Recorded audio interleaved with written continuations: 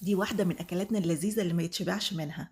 وعشان نعملها هنحتاج كوباية ونص من العدس بجبة، وزنهم تقريبا من 300 ل 350 جرام. هنقيه كويس ونغسله مرتين تلاتة، وننقعه في مية من الحنفية لمدة من ساعة لساعتين. بعد كده في طاسة على النار هنسخن شوية زيت، وهنضيف عليها بصلتين يكونوا متوسطين أو بصلاية كبيرة نقطعها مكعبات صغيرة زي ما انتوا شايفين كده. هنشوح البصلة دي بقى لغاية ما تدبل وتاخد لون ذهبي، احنا مش عايزينها تاخد لون جامد قوي، يعني اللون ده كده كويس جدا. دلوقتي بقى هنضيف عليها معلقة صغيرة من التوم، ومعلقة من هريسة الشطة، لو مش موجودة ممكن قرن فلفل كده نقطعه صغير ونضيفه في الوقت ده.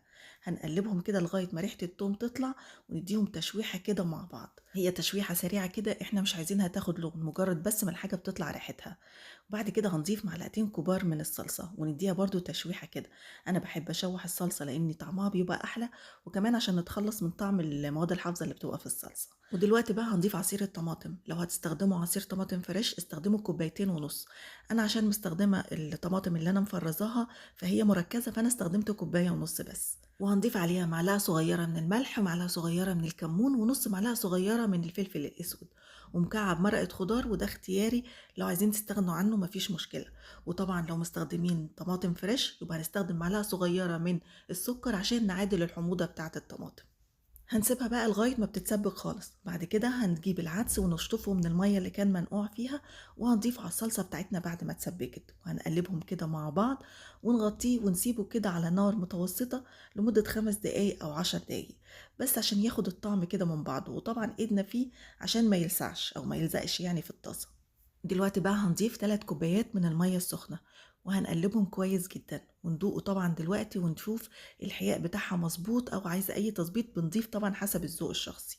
وبنغطيه وبنسيبه على نار متوسطة، وكل شوية بنقلب لغاية ما بيستوي، هو ما بياخدش وقت، تقريبا ربع ساعة بيبقى مستوي وطعمه زي العسل. وطبعا لو احتاج مية في نص التسوية بنضيف مية وبتكون سخنة برضو. انا بحب قوي ان اسوي العدس في الصلصه كده على طول، ما بحبش اسلقها واضيفها على الصلصه، لان لما العدس بيستوي في الصلصه بيبقى شارب الطعم اكتر، وبيبقى طعمه احلى بكتير. هنا كان خلاص بقى العدس بتاعنا استوى، والريحه بتاعته تجنن، والقوام بتاعه كده بالنسبه لي مظبوط جدا. فاضل اخر خطوه وهي الطشه. هنسخن شويه زيت ونضيف عليها معلقه حلوه كده من الثوم المفروم. اول ما الثوم لونه يصفر بس كده هنضيف عليه معلقه صغيره من الكزبره الناشفه، وهنقلبهم مع بعض لغاية ما التوم ياخد لون أصفر حلو، ما تغمقهوش زيادة عن اللزوم. وهنطش بيه بقى العدس بتاعنا، وهتاكلوا بجد أحلى عدس ممكن تدوقوه. أنا بعد الطشة بقلبه كده وبغطيه وباخد غلوة واحدة بس، يعني هي دقيقة واحدة بس، وبطفي عليه، وكده الأكلة بتاعتنا بقت جاهزة. حقيقي على الرغم ان هي أكلة بسيطة وسهلة ومش مكلفة، لكن طعمها يجنن، ولو جربتوها مرة مش هتقدروا تستغنوا عنها تاني أبدا.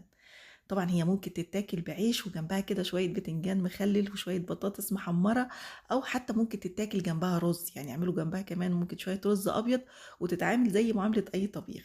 ما تنسوش بقى تعملوا لايك وشير للفيديو ده عشان يوصل لناس أكتر، وكمان تكتبوا لي رأيكم في التعليقات. وبالهنا والشفا مقدما لكل اللي هيجرب الوصفة، واشوفكم على خير الفيديو الجاي.